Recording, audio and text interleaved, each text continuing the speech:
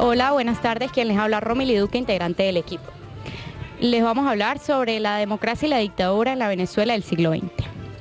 Al estudiar la historia del siglo XX nos percatamos de que aún tenemos un largo camino que andar en el sentirnos libres y críticos frente a nuestra propia historia. La intención de este proyecto es hacer posible la vinculación entre el presente que vivimos y el pasado del cual procede. Pensamos que la clave interpretativa para la comprensión global del proceso histórico contemporáneo en Venezuela es la consideración de este proceso desde la perspectiva del surgimiento e implantación de una democracia del corte liberal burgués. En este proyecto haremos hincapié en el desarrollo político de la Venezuela del siglo XX. El castrogomencismo comenzó en 1899 y termina en 1935. Cipriano Castro es el heredero del modelo económico del liberalismo amarillo dominante en Venezuela desde los tiempos de Guzmán Blanco. Dicho modelo se caracteriza por el predominio del régimen de monocultivo. Al final del siglo XIX, el café representaba alrededor del 75% de las exportaciones venezolanas. Llegó a ser el 83% en 1897 y bajó al 48% en 1908. Esta característica hace que la economía venezolana sea totalmente dependiente del mercado internacional y vulnerable a los precios de los mismos. Un ejemplo claro del liberalismo amarillo es la construcción de la red ferroviaria. Para atraer a los inversionistas, el gobierno ofrecía un 7% del interés anual sobre el total del capital invertido. Yo soy Juliana Cristancho y les voy a hablar sobre Castro, caudillos y nacionalismo de 1899 y 1808. El triunfo de la revolución de Cipriano Castro en 1899, financiada por su amigo y compadre Juan Vicente Gómez, representa la llegada de los andinos al poder, es decir, comienza a desplazarse a la vida camarilla liberal, formada en tiempos de Guzmán Blanco y Joaquín Crespo, con lo que quebraron el pacto social que rigió en Venezuela. El rompimiento de este equilibrio produce lo que va a ser la batalla final. No cabe duda de que Castro supo aprovechar hábilmente la situación planteada para unificar el entorno suyo a todas las corrientes nacionales en contra de los invasores extranjeros.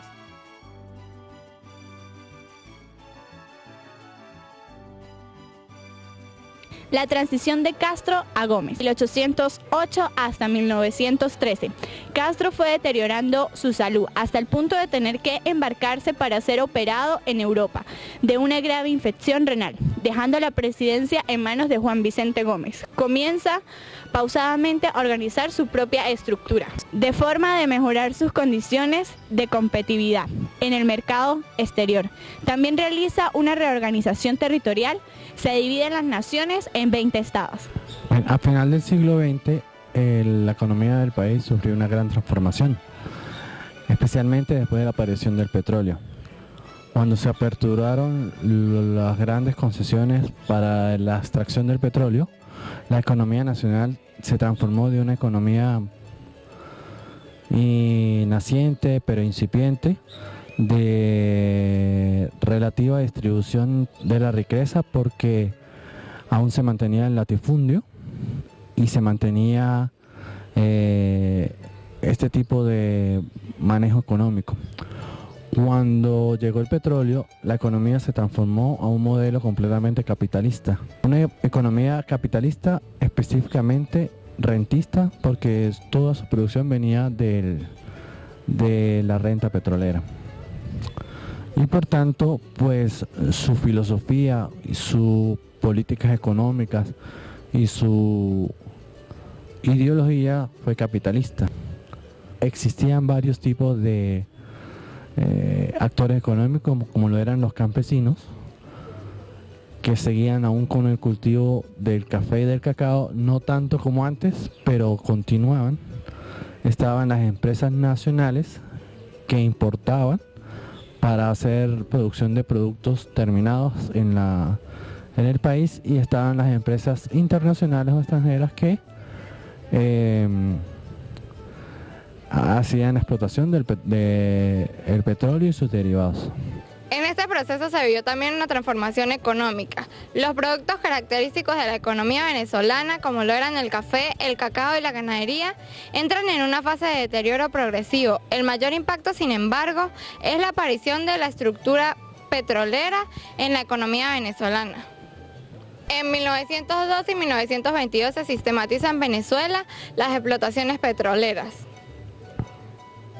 El dictador Gómez maneja la ley a su antojo. Se otorgan concesiones a sus amigos y compadres que pasan a beneficiar a las compañías extranjeras, holandesas, inglesas e interamericanas. La oposición al régimen de Gómez fue absolutamente ineficaz, que no prestó mucha atención al sector educativo después de 1920, que dedica alrededor del 5% de presupuesto a la introducción pública. La Universidad Central de Venezuela acusa 376 inscritos para el curso de 1927, que los estudiantes del 28 son una expresión del cambio que se viene dando a la sociedad venezolana. Yo soy Génesis Colmenares. Esto fue todo, esperamos que haya sido de su interés. Tocamos los temas como la educación y economía de Venezuela en el siglo XX. Gracias.